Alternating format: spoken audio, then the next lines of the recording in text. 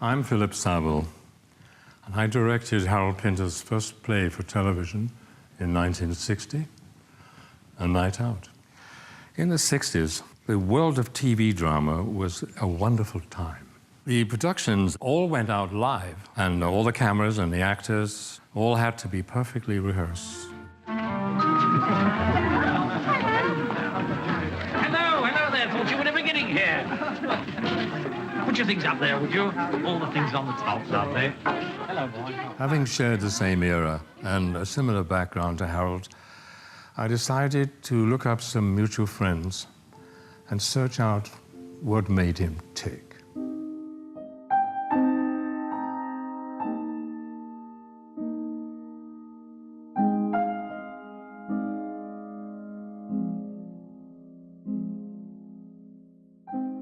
Passing the Tower of London, 5,000 fascists rallied to their mobilization for the much advertised march. I actually had physical fights with these number of these people, and we were very, very well much aware of them. They were pretty brutal, violent lot, and I detested their anti-Semitism and saw what they did to actually old people, which they're old Jews, whom they'd casually beat up.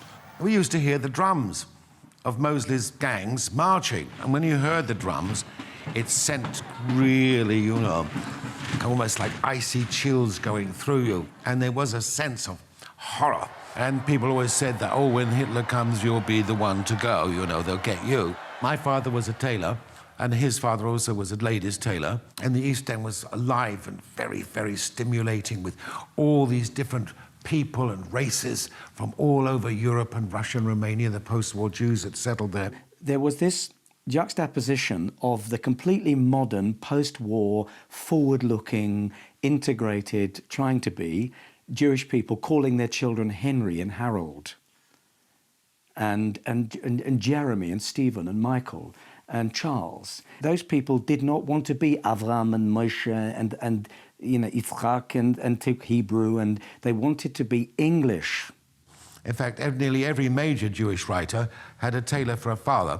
And there's a kind of interesting significance that the tailor cuts out the material to create a whole piece. And a writer cuts out material from words, equally a mass of words and material, and sews together a play. But in those days, to have a craft was regarded as somehow low, that you didn't have intellectual ability, that you were just working in a sweatshop. Around every corner there was somebody who hated you or might kill you, or all sorts of deep-rooted anxieties which Harold inherited, in my view. I mean, I myself certainly didn't have an idyllic childhood. I haven't told you how morbid I was as a little boy. I was also very lonely, if you really want to know the truth, and because I was an only child. So in the young child was a frustration because he inherited the genes to create and cut a piece of material. So he ended up writing and cutting out the play.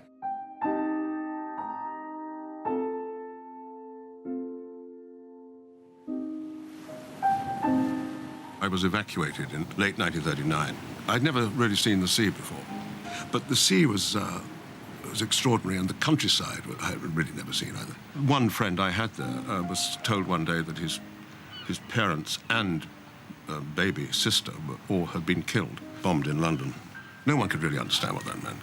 We were isolated, and occasionally the war would hit, like a Messerschmitt would actually come over the coast, you know, followed by Spitfires. It was a sense of unreality, starkness of the sea and the shore, and somewhere a very violent world going on, a very violent war.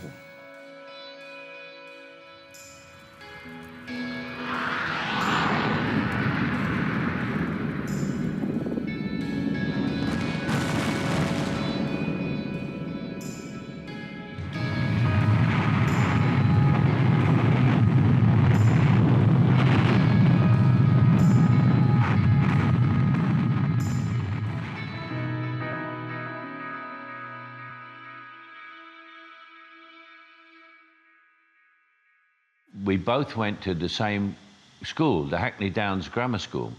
I had to go there because I'd won a scholarship and I had to go to the nearest London school by the county council or one of those things. And that was the school where Harold Pinter went to. But I think he's 2 years older than me.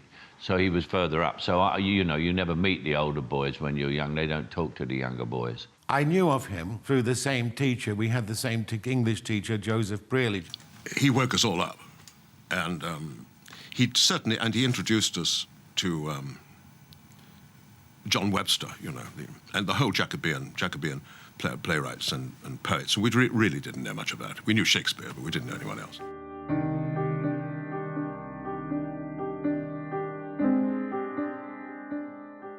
Oh yes, that was the only way I saw I could possibly earn a living, you know, when I was 19, 20. And I did for about 10 years. I worked in rep.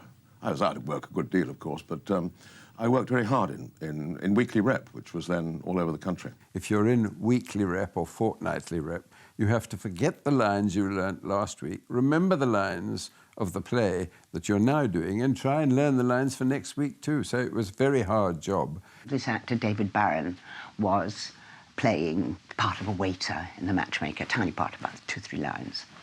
And he had this rather glamorous wife, this little baby. Gerald Flood, who was our leading man, had appendicitis, acute appendicitis, and been rushed to hospital. David Barron said, well, actually, I played this part 6 weeks ago in Scunthorpe. And David Barron went on and was really, really good on the first night and played the rest of the week.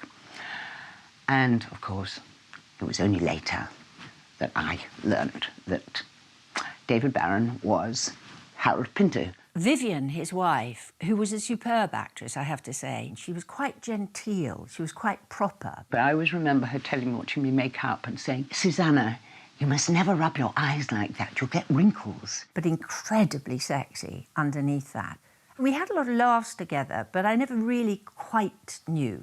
She was quite enigmatic, as indeed was Harold. He was married to Vivian Merchant, who I knew, and I'd done something with on television. I think that's how I met. I met her husband. As David Barron, not Harold Pinter, he was not a bit pompous about it. He was learning his trade as an actor, just as I was. I've always been very interested and learnt a lot as an actor in my early days of a sense of an audience. And it's great fun to see who's going to be the boss, you or them, really. Well, I liked him very much. I liked him in his own writing. I saw him in The Homecoming. I'm not sure when he sort of got to play sort of character parts of Toffs towards the end, that was his best thing. But he had a sort of wonderful menace. He had a real presence. I was always very good at sinister parts, they used to tell me. Yeah, I seem to remember he was quite good at detectives. I think he was good-ish. David was playing the nasty father, you know, and I thought he was dreadful. I thought he was so embarrassingly bad. Not a great actor in those days, but he became a much better actor as he got older. Excellent actor. Astonishingly good. On one occasion, we raced through a play in order to get out to the pubs before they closed, because it was quite a long play. And some of us all rushed out to have a drink when we could. I don't remember Pinter following. And you'd ask where he was, and Vivian would say, he's writing. And I thought, oh, what a pretentious prat. You know, what is he writing, this bad actor? All actors were going to write plays. I was friends with John Osborne, an actor. He said he was going to write a play, and you go, oh, yeah. I think even then, as a young man, he must have despised some of the work that we were doing and probably did just do it. He took the trade very seriously. He had to be intellectual. He was a Cockney from the wrong end of town. I mean, he really wanted to be a great writer. My play, as you see, is written by Harold Pinter. I said, is that, you know, you got that name for writing? He said, no, he said, that's my real name. When did you write this play then, David? How'd you get time? You're in rep. He said, I had a week off. And it was kind of Ramsgate or Margate, he said, and one of those, you know, that's not necessarily accurate, but the English seaside place, they were at that. And he said, I had a week off. I wasn't in the play that week. He said, and I sat on Vivian was in it. He said, and I sat on the beach and I wrote this play. And I said, well, what is it about? I said, because I'm in it and I don't know. He said, I wrote it and I don't know. The Birthday Party and The Dumb Waiter and The Hot House, which I wrote ages ago, are all political plays. I understood that to be the case at the time. It's about two Cockney gangsters, The Dumb Waiter. And I thought, why aren't I in that? You know, I would be perfect for the bigger one. You know, there's a big one and a little one. And I thought that would be fantastic, because The Dumb Waiter, one of the funniest plays I've ever seen. There's a piece in The Dumb Waiter where they're in the disused basement of a restaurant, and they have a dumb waiter, you know, for the food to go up and down and everything. And it's disused. They're waiting for someone to come, and they're going to kill him, these two gangsters. And they're waiting there, and suddenly the dumb waiter comes down. And of course they pull their guns, and there's nothing there. And they look, and he said, "What's that?" And it's a piece of paper. And they take the piece of paper, and one says, "What does it say?" He says, "It says, soup of the day, liver and onions, jam tart." And so these two gangsters are looking at each other, I mean, very tough killers. And they go, "What should we do?" He said, "We'd better send something up." So he said, "Well, we haven't got liver, soup of the day." You know, he said, "Well, what have you got?" He said, and he's got this bag. He says, "I've got an Eccles cake." So he said, "You got an Eccles cake?" He says, "Yeah." He said, "How many?" He says, "1." He says, "You mean you didn't bring me an Eccles cake?" So this is all... I would love to film that. I think you did almost. I've just done it. Yeah, and I think that dialogue's right. I remember his lines better than I remember mine.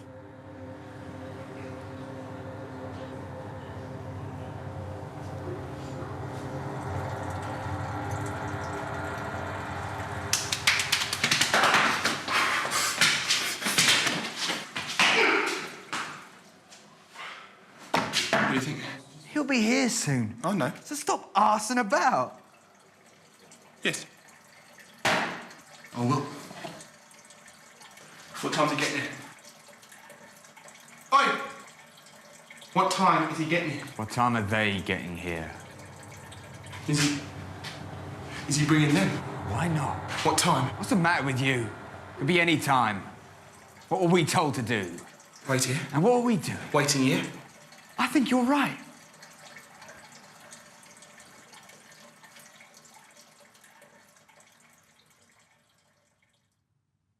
A terrible disaster with my first professional production, The Birthday Party, which the critics hated and which failed totally. It was an absolute catastrophe and came off in a week. But there are enough people to recognise it as a new and daring and inventive work. And then, thank God, Harold Hobson saved it. But unfortunately, by that time, the play was off. Even if he believed in something that was completely out of fashion, as he often was out of fashion or out of kilter, he had the sort of strength of his own convictions to believe. I'm not saying that I was like that, but I just admired that. He, probably as many of us did, saw what the theatre was in those days, which was beautifully middle class, elegantly written, and has now got a big revival, of course, but pandering really to a class of people that used it in a way to support and to assuage their lifestyle. He was just so new after people like Rattigan and Coward. What he's captured in Goldberg is this social aspiration that has become self-destructive. That's what I believe. That, you know, Daddy says you wear a blazer, you join the right clubs, you go to the right tea house, you behave nicely to ladies, you become English. How interesting that even in an earlier work, he made the Jew something under whom other characters suffered. What drives Goldberg is this will to conform, to will to follow the observations, which is very Jewish, but it's very British. You had this poor chap, Stanley, who was victimised and abused and ridiculed. And this made the drama of showing what people are in society and how, in a way, they can be so cruel and intemperate and vicious for no reason than the victim tolerates it. Instruments of personal sexual fantasy in his briefcase. Now, that's what the briefcase is for. There's a big debate. Does he torture the girl upstairs in the room? Does he tie her to the bed and beat her? You can't avoid these questions because they're spoken about in the play. Whereas a lot of my contemporary friends, even now, were saying to me after the show, but what does it mean? that not one of the young people said that. They understand horror and they understand that sort of humour. And it meant something different to all of them, and that was all right. I've gathered you here now as representatives of a new generation, young actors, writers and directors, to discuss the impact of Pinter. He was his own man, his own creation, and his plays sort of stand alone in their own little world. The writing is so good, and the flow for an actor, once you really start to make your own choices, you make your own backstories up. Like in The Dumb Waiter, you can literally take these two characters and you can place them, the backstory could be about anything.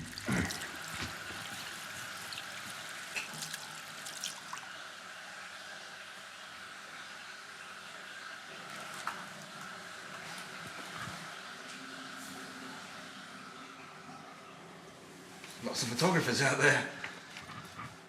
And they care about us. How the hell they won't? Yesterday's news. What's that?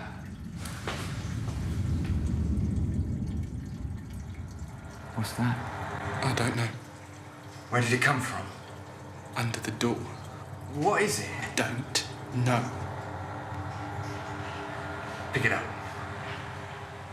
No. Yes? You pick it up. What do you mean? You pick it up.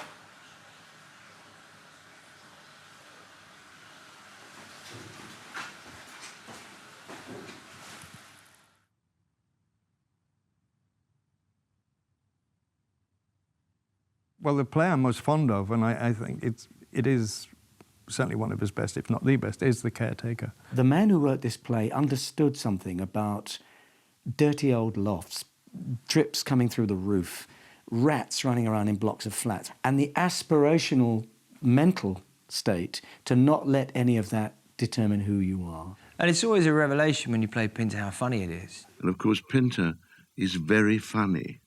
It's often black humour and it's often shocking humour, but he's very funny. You get into this great dark hole during rehearsals and you're in all this psychosis, and then you do it and suddenly the audience roar with laughter. I said the first couple of lines very straight and I thought very dramatically, and the audience just fell about laughing.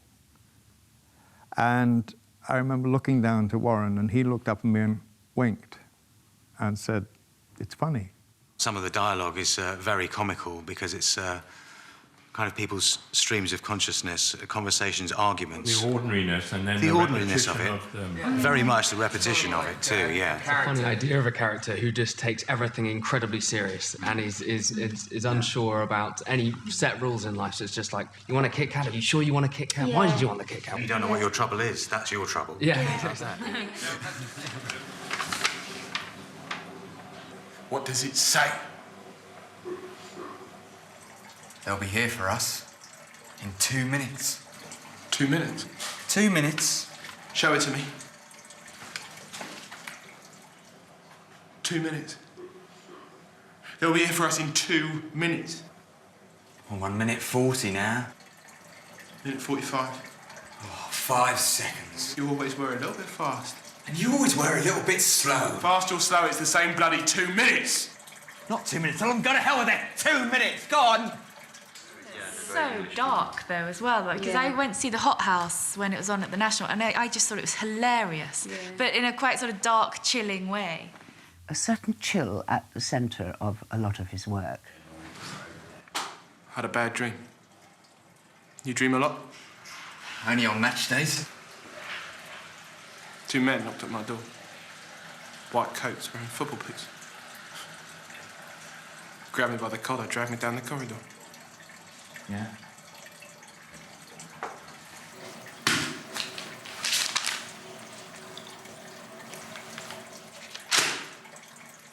You seen this? What? It's us 2 years ago. Yeah. We look good. We were good. You know, I heard someone broke in here once. What? A man, he wanted to meet the team. He just bought a kit at the gift shop and walked straight in. You what? He walked straight in, past the security guards and everything. They thought he was a player. Go on. That's what I heard. Get away.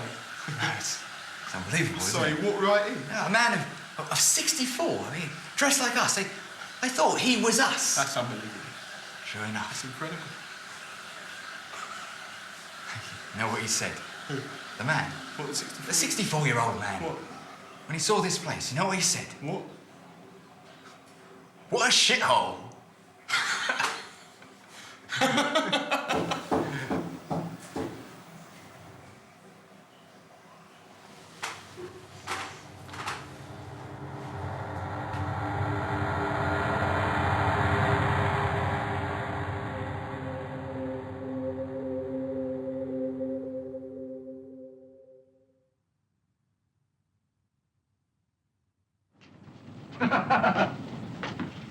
I bet his mum's covering his ear for him, eh?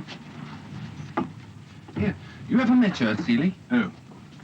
His mother. Yeah. What's she like, eh? She's all right. All right, is she?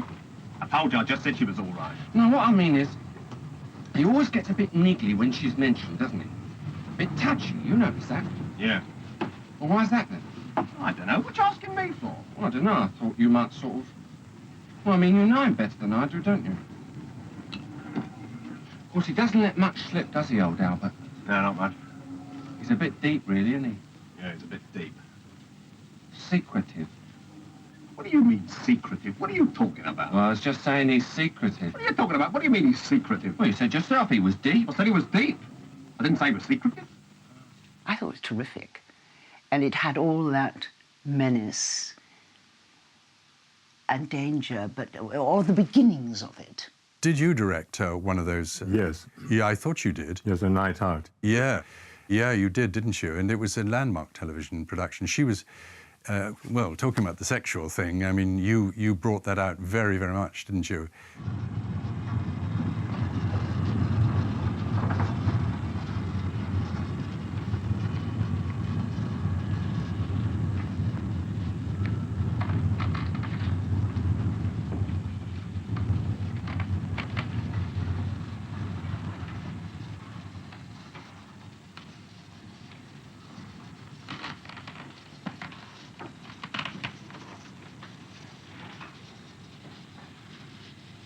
Good evening.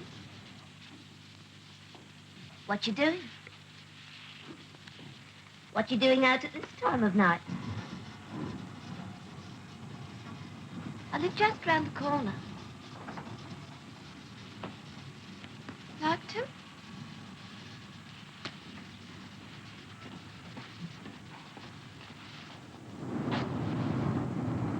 Chilly out here, isn't it?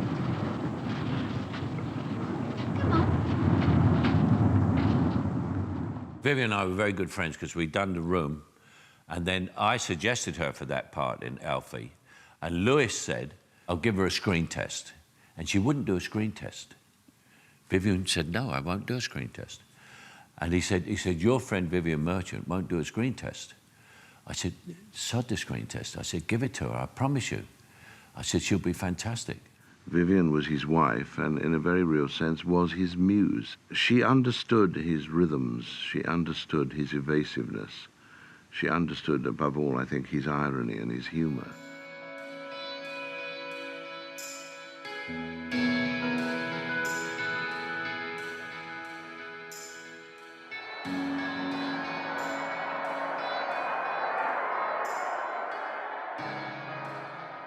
There was a lot of revolutionary things happening. I mean, Joan Littlewood was a revolution at Stratford East. The Royal Court was doing revolution in a different way. There was a kind of post-60s freedom, an attitude that to be bold, daring, push the envelope, go way out.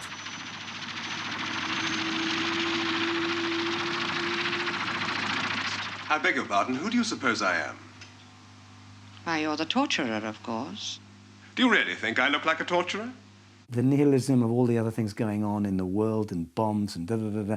This was someone who was able to negotiate this territory with poise and wit. His themes of threat and power and sex, particularly from a man's point of view. I'm not sure he was as astute at understanding women. I haven't generally felt a great warmth towards women in his plays.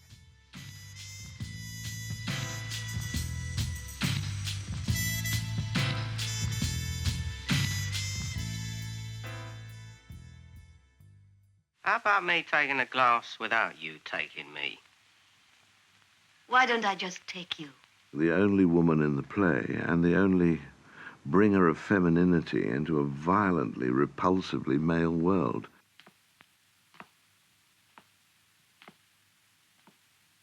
The character of Ruth is subjected to the usual, but Lenny particularly tries to do his usual Lenny number on women, which is to try and terrify the life out of them. And she's having none of it because she's completely unfazed by it, because as you eventually discover, she's from the same background. You've forgotten something. Look at me.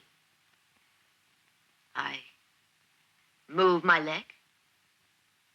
That's all it is. But I wear underwear, which moves with me. It captures your attention. Perhaps you misinterpret. The action is simple. It's a leg moving. My lips move. Why don't you restrict your observations to that? The savage dance of needs between people. It doesn't have a trace of sentiment in it. It's very unblinking in its analysis of the cruelties we inflict on each other, even in a family. Although their marriage ended disastrously sadly, she is there in his plays. The woman that I knew is there in his plays. I mean, made theatrical, but the kind of genteel sexiness that she had, he catches marvellously in those women.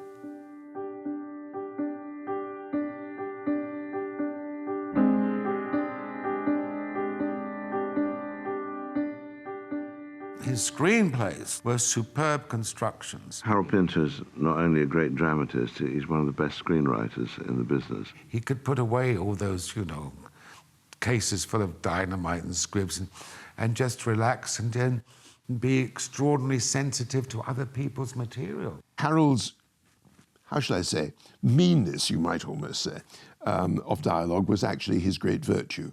Of course, he was starting with screenplays like The Servant, which made that film quite unusual. You thought, my God, what writer has written this? And of course, it wasn't Pinter. It was based on another novelist, Robin Moore. She was cast first. I mean, I think they almost set the film up because Sarah was a hot young actress. I'd only been out of the army a couple of years when I made that film with her, and we were very close at the time, and I think that really helps the chemistry. This script had enormous sexual impact. I mean, Harold is not ambiguous about that, and this was a very rare thing to read and recognize yourself in the way he wrote about relationships, the way he wrote about your feelings, and he wrote about that struggle between two human beings. It was just very raw and very real. 14-12.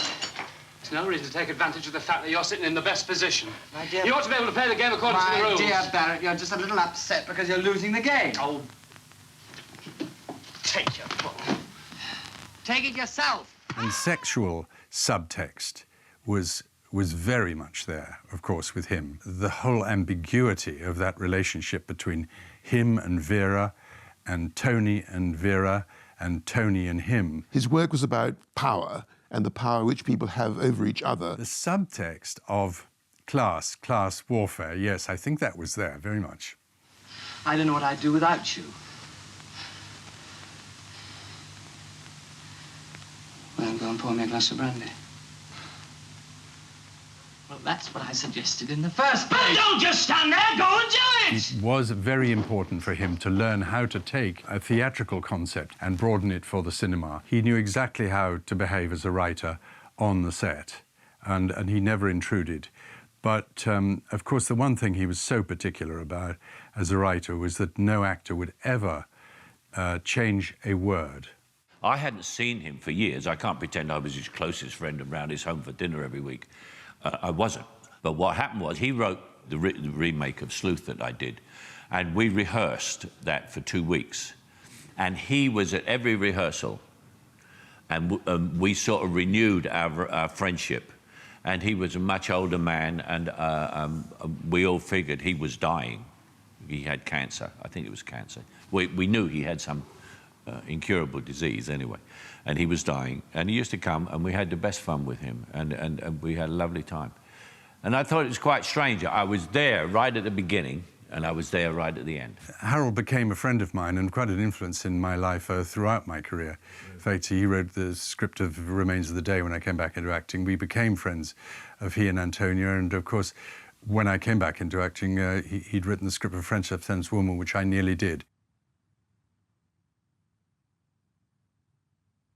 From the first, he was using 3 dots, which are a hesitation, pause, which is an emotional stoppage, a transition, and silences, which are complete crises. And I remember him saying to Beryl and I want you to count 15 before you say that next line. And Beryl, who was a superb comedian, would say, oh, don't be ridiculous, darling, you know, we're never going to laugh. I mean, shouldn't we decide where the pauses are when we know how the scene goes? And I would say, absolutely not. You have to understand that the pause is there because it actually is a line. But of course it worked like a charm, because what it was constant repetition. I think that's the night bus, the long pause. The night bus will be along in a minute. You thought, how brilliant, because the man is a genius at almost capturing a kind of the little detail, the idiosyncratic detail of speech. Ordinary speech, everyday things that you overhear, and he turned it into a little piece of art. Even when they've heard you, they repeat it again. And it gave a life and a rhythm and a musicality to his work. And made you love and admire these people and realise that the language they use is poetic. I think he just wished he'd never written the word pause in a script because he became known for it. He said how he hated being saddled with this pause thing. Just ignore the pause if it doesn't feel right, boys. And I can remember, I think, playing Moonlight and saying, what do? Should I pause? And he went, no, get rid of them. Pauses, get rid of them. What surprised me was that we never did need to ignore the pause because it had always been perfectly placed. Harold had this untrammeled access to his subconscious. So unlike anyone else, if you and I were to write, well, certainly if I was to write, I would write and then look at it and then improve it and then think of a better word, and he just left it alone. So he trusted his instincts in the way nobody else I know did. So what was on the page, you then was often revelatory to him as well as to us as you explored it.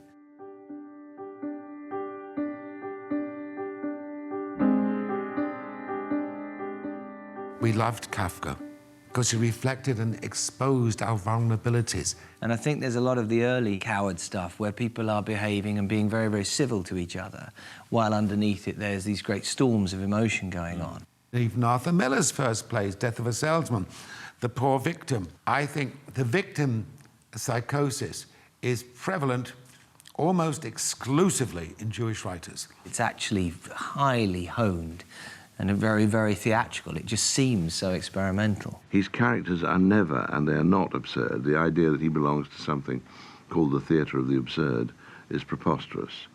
My feeling as an actor is you shouldn't get in the way of the play. So I can't stand interpretation in Shakespeare or in Pinter or in anything. I think you just have to not get in the way and try and let the play out. So, which is just about the hardest thing. And of course, you don't win any awards if you do that. You know, the way to win awards is to get in front of the play and show off your acting. I think it's my duty as a man, and certainly my duty as a citizen, to try to define my terms as precisely as possible, therefore to speak as clearly as possible. It's difficult because I have a sort of horror that there's going to be, since he's died, a sort of rash of over-emotional productions, really. You know, I'm sort of planning to try and keep the flame alive, that people don't... There isn't with the young actors, that you have all this in your larder and you have all this emotion, this psychosis that I was talking about before, but then you sit on it and try not to let it show, and then the play has impact. He examines the kind of back alleys, and that's really very, very clever. And of course, this is what Beckett always did, even writing about some poor old lady in a big pot or a couple of tramps under a tree. Their thoughts and feelings reveal more about the character of the world, the character and state of our mind, than, oh, it's a play about Michelangelo or, you know, blah, blah, blah. Pinter said something about not letting your plays ask the questions sort of externally, so they have to speak for themselves. You can't make your characters say what your play is thinking. Why I love him is so exact and says one thing that somebody else would say in 50,000 words because it's the stream of ideas and dreams and everything. I love his dialogue because I love the rhythm. It's so rhythmic, so that to me is complete. Yeah. It is flow, the same way Joyce has that rhythm. It wasn't just for shock value. Occasionally you go to the theatre and you think, oh, that's amazing, that's something new, but it won't necessarily last. But the modern writers do not have a victim. There are no victims. They have society that they can expose, can, castigate, investigate, but there are no victims. Harold Pinter became a kind of brand name. People have tried to copy him, but nobody's quite managed it. That quality of Pinteresque, that musicality, is the keynote to him. And I think when he went away from that, I think we lost some of that quality.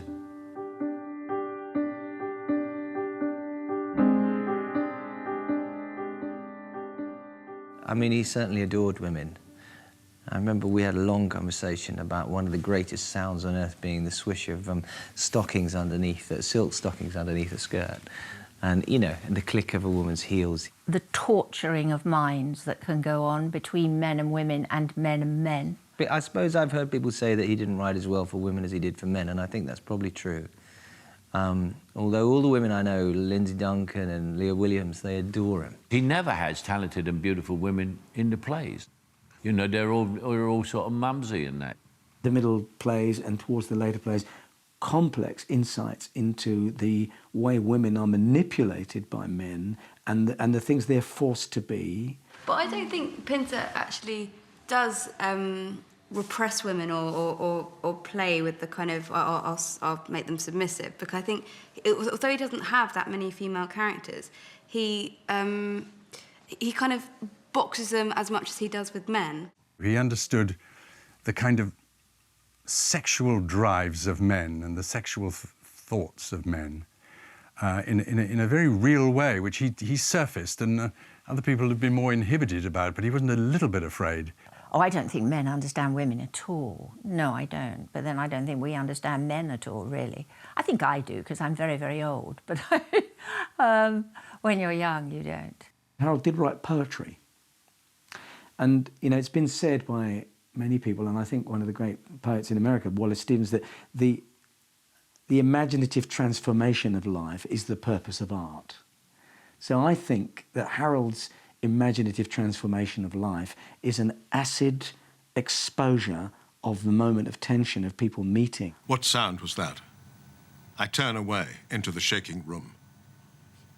What was that sound that came in on the dark? What is this maze of light it leaves us in? What is this stance we take to turn away and then turn back? What did we hear? It was the breath we took when we first met. I think in Antonia, Harold met a woman who was as brainy as he was. She was a real pistol. She was the ideal wife for Harold. She could keep up with him. And he said something about he'd never managed to write a happy play because drama was about chaos and disarray. But he'd managed to live a happy life.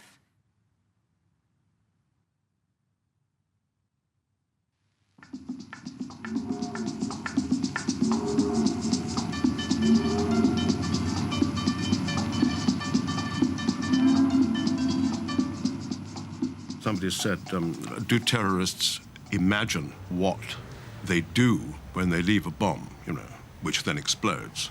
Do they imagine what actually happens at the other end to the people? And my immediate thought was, do countries, states, if you like, governments, imagine the same thing? What do they think when they drop bombs on cities, which are simply statistics? Very sharp and very, very serious about his work and what he believed, and very, very serious about his politics. Break a few windows. And he tried to do this in all his plays. They became more sophisticated. But as they became more sophisticated, they lost a little bit of that Pinteresque power. So what he did instead He would throw grenades at the public. I think he was always passionate about things, and it was just a natural thing for him to speak out in a different way. And he didn't need to do it so crudely as to put it into his art. He could just speak about it. The great place to be is to not know anything. The great place to be is when you can't talk about it. It's lovely to talk and articulate things, but what it's all about is the hidden pain, fearfulness, the unknown. That's what Harold is brilliant at capturing. Whether it's a torturer in some South American country, whether it's in the Wimpy Bar down in Whitechapel. I suppose I do feel that he has an absolute emotional horror of bullying, whether it's of nations or of people. And that those power plays between people, or whether they're men or women or jobs or work or whatever, or whether they're fair and unjust, are extremely interesting to him. The terror that's waiting around the corner, the manipulation of truth. The United States has actually, in my view, and this is based on fact, got away for many, many years with a foreign policy which is very cruel and has been responsible for deaths, imprisonment, torture of hundreds and hundreds of thousands of people. I remember once I went round to his place and he said, "I've just written a poem." This isn't long ago. And I said, "Oh God," and the same sort of terror that you get when people tell me a joke, I always think, "Oh my God, am I going to laugh at the end or not?" And he went, "I'm going to read it to you." And he went, "And so it goes. And so it goes on. And so it goes on. And so it goes on. And so it goes on." And then a sort of rising tide of hysteria started to come inside me, and I thought, oh my God. And there was a long pause, and he said, "And so it goes on. And on." And I thought, what am I going to say? And he said, "And on. And so it goes on." And there were always these moments with Harold where, you know, he always took the mickey out of himself about the shortness of his poems or all that kind of thing, while at the same time writing these. And I said, I think I said something like, "That's terrifying." And he went, "Yeah, good." Apart from the known and the unknown, what else is there? I'm afraid I'm the wrong person to ask. But you're a philosopher. Come on, be frank. What do you make of all this business of being and not being? I stopped believing in organised religion, shall we say, quite simply, at a very early age. And I've never looked back, really. He gave a party the night before he was going to have this horrendous operation, and had many wonderful friends in the garden, and he was incredibly brave. And he was going around the garden and telling everybody, "I'm going to die tomorrow, I shall be dead tomorrow," and all this was going on. He said it to absolutely everybody. My wife said, "I'm going to pray for you, Harold." And he looked absolutely shocked. That was Harold's nature, as being an inflexible kind of pragmatist, if that goes together. Anything that couldn't really be significantly proved or have an impact in a direct way is mystery and mysticism, and he wasn't into that. When Harold said he didn't believe in God, I didn't believe in him. He was too much of a humanist. He respected human beings. He knew about suffering so much. He was exceptionally brave. For a start, Harold was a Jew, and they have an extremely strong religious upbringing. I think God wouldn't come into it, and I know he even boasted that when he studied for his, what they call his, bar mitzvah at 13, when it was, when you become a man, after that, he said, I took no interest. But nobody did, really. I mean, no Jewish boys took, very few, unless you're going to be a rabbi. I met a few who believed they were God, but possibly Harold is one of them. That's the thing. That's what it was. He didn't want any competition. First of all, it's brought to you via an obscure language of Hebrew. After that, when somebody gave him books to read, he, relished his own language, and he had no time for the archaism of religion.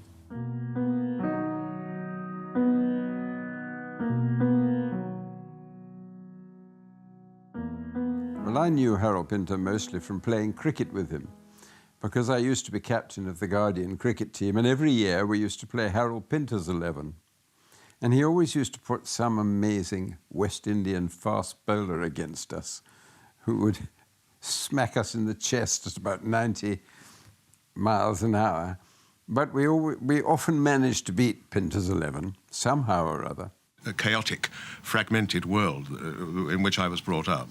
The one thing that was really stable was cricket, which I thought was a thing of beauty and a joy forever, you know. Lady Antonia came up to me, because she knew I was the captain, and said, "Do let him win this time, because if he loses, he gets really upset." He was very opinionated, and he annoyed a lot of people. I seem to sense he had a messianic zeal, a little bit, which is a very Jewish thing, because all mothers want their sons to be the Messiah. I felt somebody rather poised, rather difficult, rather arrogant, rather contained, rather clipped, rather derisive, rather sharp. He put people off who were his allies. He was quite formidable when talking about his work to young people, I think, and people were quite frightened of him. Would you like him? I don't know whether I'd like him, but I think I'd like to have a cricket net with him and maybe chat about his plays. I'd like to meet him like accidentally, where you weren't meant to be talking about theatre. I think it'd be really interesting to meet. I think he'd be very clever, and I think he'd be really funny as well. Yeah. I think he's probably very scary and intimidating and doesn't suffer fools gladly. But he seems really sharp and really clever. Well, I don't think he'd like me, actually. Why don't you think he'd like you? Because I think I'm too, like, hi! And I think he's much more thoughtful. I think he'd be fascinating to meet. I don't think he's the sort of person who necessarily likes people, though. That's the impression I get of him, because I always feel somehow his characters are sort of watched, but he's slightly distant from them. He's watching for the scumbags and the needy from the greedy all the time, all the time. You know, that articulate eye that he had that stopped people getting away with bullshitting. I've been incorrect, and he likes correctness, and he wants you to be accurate in what you say. Don't come out with kind of anything just to make chatter. I said, there's no need to have a go at the stage management. It's not their fault, you know, they're doing their best. And he went, don't tell me what I need. Don't tell me what I need. And I said, well, there really isn't any need to have a go at her, because there's not anyone. And suddenly he stood up and was taking off his jacket, and I thought, oh my God, I'm going to have to headbutt Harold Pinter in the first, you know, my first job with him. How am I going to tell my parents about this? And ironically, Harold was wonderfully warm, but the carapace was tough. But at base, once he knew you, he was terribly friendly and not at all pompous. If he didn't know you, sometimes it was a little bit difficult to get to know him. He was a very good friend. He's the sort of friend you want to have. He kept in touch. He would write to me and very often send me a poem, a very charming poem, and, you know, which was quite an expression of some kind of either political, emotional commitment, and send me little, you know, jottings saying, you know, what, this is just for you, what do you think of it? He's a serious man. I like people who are serious about things. I just absolutely loved his certainty. And he would have continued had he not made money like that. He wouldn't have changed himself, because that's what he did and that's what he wanted to do. Money would not have affected him. I'm sure of that. He was so avaricious, such a learner, I think. And it was exciting to be around this man of strong opinions. I didn't always agree with his opinions, but he had opinions, and he wasn't afraid to share them. So I think friendship for me meant you could have a real conversation with him. Not, God, I'm lonely and I'm lost and I don't know what the world's all about, but I have an opinion, I know what I want, I think this stinks and I think that hurts and and women shouldn't be like this and men should be like that and fathers are idiots and da-da-da. But how do you have all of these opinions, passions, articulacies, strength, physical strength, dynamism, sexual attractiveness, and pretend to be English and not know and obey all the codes of English life? You write the fantastic plays that he wrote for 30, 40, 50, 60 years.